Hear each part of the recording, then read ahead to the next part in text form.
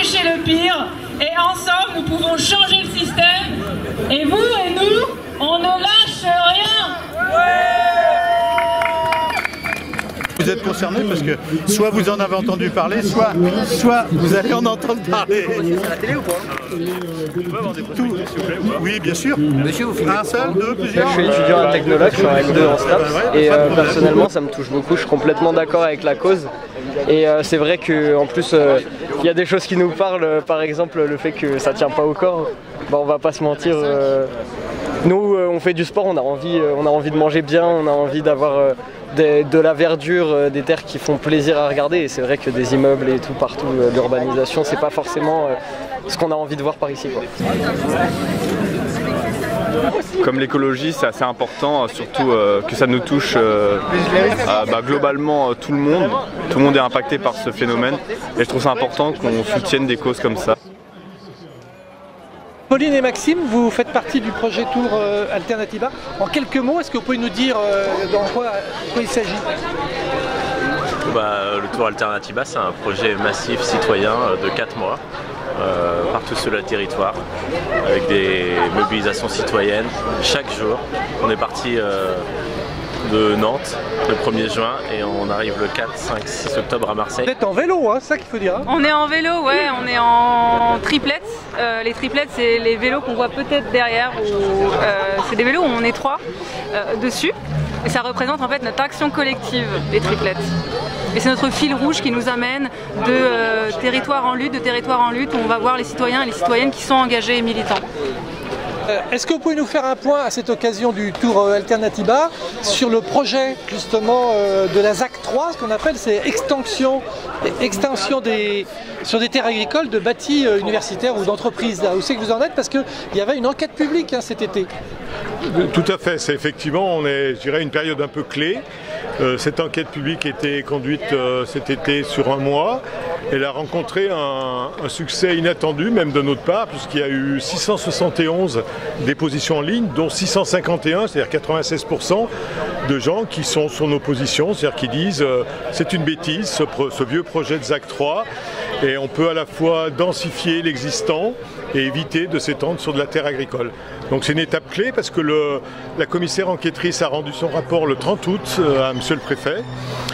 Après un aller-retour avec les élus, comme dans toute enquête, puisqu'il a soulevé un certain nombre d'objections et de questions auxquelles les élus ont dû répondre. Et on attend donc avec impatience que ce rapport soit rendu public et surtout la décision du préfet suite à cette enquête. Vous faites cette action au moment justement où les étudiants rentrent pour aller manger au restaurant, parce qu'il faut dire qu'il faut manger, hein, faut nourrir la population. Alors comment on fait? Alors justement là, quand on parle de conserver les terres agricoles, c'est pas un projet hors sol et un projet anti-économique. Parce que premièrement, l'activité agricole est une activité économique intéressante.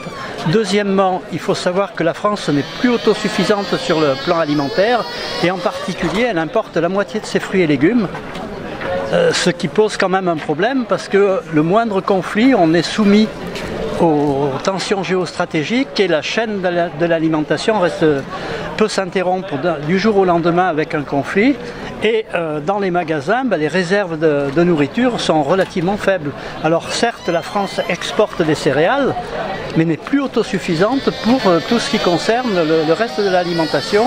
Et quand on regarde l'empreinte sol moyenne d'un Français, avec le nombre d'hectares de surface agricole qui reste, c'est-à-dire 26 millions d'hectares, il manque 3 millions d'hectares avec l'empreinte sol moyenne des Français actuellement pour nourrir la France avec que des produits français. Il manque 3 millions d'hectares. Ce qui veut dire qu'on voit les conflits en Ukraine qui ont énormément d'impact sur les marchés agricoles aussi, qui déstabilisent les agriculteurs parce qu'ils sont obligés de brader leurs céréales. Et cette année, avec une mauvaise récolte des céréales qui s'effondrent, on risque d'avoir de grandes faillites dans les entreprises agricoles s'il n'y a pas de soutien de l'État et on sera encore moins autonome. Donc conserver les terres, surtout à proximité des lieux de consommation, c'est quelque chose d'extrêmement important pour garantir l'avenir. Parce que si on suit les courbes démographiques en 2050, il y aura quelques millions d'habitants de plus à nourrir. Et si on continue d'artificialiser au train actuel, c'est pas 3 millions d'hectares qui manquera, mais 4 ou 5 ou 6. Thomas, vous êtes étudiant en génie civil ici. Qu'est-ce que vous en pensez, vous, de ce fait que ici, par exemple, il va y avoir de plus en plus d'artificialisation des terres en vue de construction de bâtiments universitaires ou d'entreprises? Alors pour moi sur le campus, il y a plein de terres qui sont justement inutilisées et là pour l'instant il y a des projets de construire des bâtiments dessus. Pour moi c'est pas un projet qui est très viable, mais il faudrait remplacer justement ces bâtiments par des arbres et justement par de la végétation pour créer un univers déjà plus serein pour les étudiants, mais aussi créer, déjà permettre de renouveler l'air, parce que les arbres et la végétation ça renouvelle l'air, mais planter des arbres qui sont dus à la construction pour de plus en plus développer les bâtiments qui sont à énergie positive justement et qui polluent le moins possible. On a été à la rencontre par exemple en Bretagne, à Glomel, nos territoires en lutte sur des problématiques d'extractivisme, d'extraction des sols pour des minerais par exemple. On a aussi été dans d'autres villes où des problématiques d'urbanisation pour essayer de réinventer d'autres vivre ensemble au regard des nouveaux enjeux qui sont là. Donc oui, Xavier, Mathieu, on est parmi d'autres à l'origine d'une tribune qui a été signée, qu'on a rédigée et qu'on a proposée à la signature pour les personnels et les étudiants de l'Université Savoie-Mont-Blanc pour montrer un positionnement qui vient un peu contester le projet d'extension de la ZAC 3 du Bourget du Lac, le Savoie Technolac. Et cette contestation, elle se base notamment sur le constat qui est très simple à faire, qui est que nos territoires de vie, ils s'artificialisent fortement. Ils sont notamment basés sur des travaux de recherche qu'on mène en géographie, qui montrent assez clairement, au travers de cartes, comme par exemple celles qui sont ici, qui dresse le constat de cette artificialisation qui en moins de 50 ans en fait a grignoté l'essentiel de la plaine de la Lesse, transformant des terres agricoles nourricières en des terres bétonnées, goudronnées pour une activité économique qui certes apporte de l'emploi mais pose question dans ses impacts sur le milieu et puis dans le modèle de vie qu'elle produit. Quand vous parlez de densification, pour que les gens comprennent, qu'est-ce que c'est justement l'alternative? Alors la densification, on le voit bien autour de nous, la plupart des bâtiments sont des bâtiments bas déjà par exemple, qui font rarement plus de 2 étages. Donc comme ça se fait dans tous les pays, notamment ceux qui n'ont pas beaucoup de foncier, on peut tout à fait, quand les bâtiments le permettent ou en faisant des travaux, élever ces bâtiments. Ensuite la densification, il y a encore des espèces de dents creuses. C'était effectivement Technolac exemplaire et très agréable, et ça l'est toujours pour les gens qui y travaillent ou qui étudient, parce qu'il y a beaucoup d'espaces verts. Mais en 2024, alors qu'on a la loi ZAN, zéro artificialisation nette, on ne peut plus être dans ce système des 30 dernières années et il faut grignoter partout où on peut pour faire des bâtiments. Et enfin, le troisième gros facteur de gisement possible pour ne pas avoir à s'étendre, c'est ce qui est lié à la voiture. Les stationnements, il y a plus de surface de stationnement que de surface de bâtiment actuellement sur Technolac 1 et 2.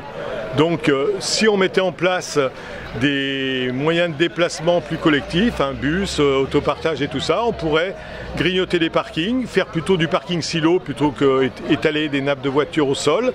Et ça aussi, c'est des mètres carrés, entre guillemets, qu'on récupère pour faire des bâtiments.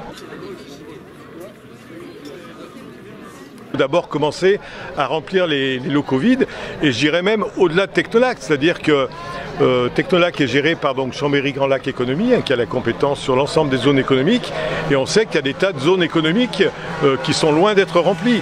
Donc commençons à utiliser l'existant, toujours pareil dans la logique de la loi ZAN, avant de s'étendre sur Technolac.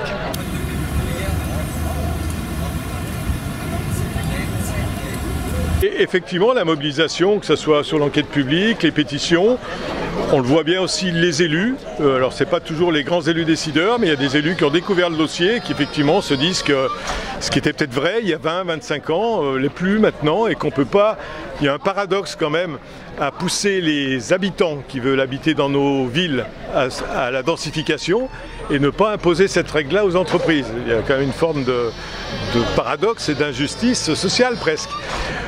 Donc notre collectif et la présence aujourd'hui d'Alternativa, je dirais, nous renforce un peu là-dedans. On a le vent en poupe, mais hélas, je dirais, les lois font que, et on le voit aussi nationalement suite aux législatives, c'est pas parce que de nombreux citoyens, une majorité de citoyens émettent un avis que les élus en tiennent compte. Donc c'est une vraie question pour nous et on envisage d'ailleurs d'ores et déjà, si jamais les résultats de l'enquête publique et la décision du préfet étaient défavorables à la cause d'intérêt public qu'on défend, de faire un recours en tribunal administratif et probablement d'être obligé de changer de stratégie, c'est-à-dire de passer à une stratégie un peu moins de conciliation, de discussion, de contre-proposition, mais peut-être faire un peu des actions de terrain pour créer un rapport de force pour que la décision effectivement ne soit pas prise.